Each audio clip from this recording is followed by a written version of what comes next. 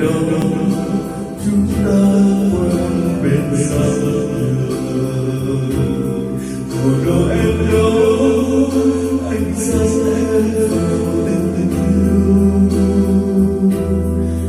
về bên anh sâu nghe người kinh anh phát lộ nhìn nhau không nói lên đâu vì biết nói nhau gì đâu.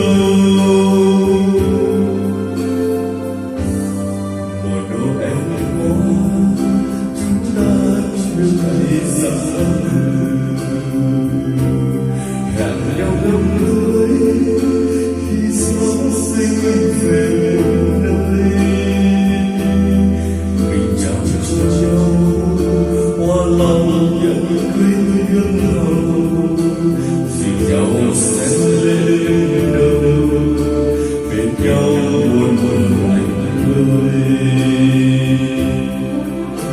Nhưng đây mùa Noel đến rồi đêm anh vẫn nguyện cầu cho hai đứa yêu nhau. Đêm nay giao đường vang tiếng kinh cầu nơi xưa mình em đứng không thấy bóng anh đâu. Lửa đường tắt lên bước anh bờ trời chợt nghe nước mắt rơi rơi trên bờ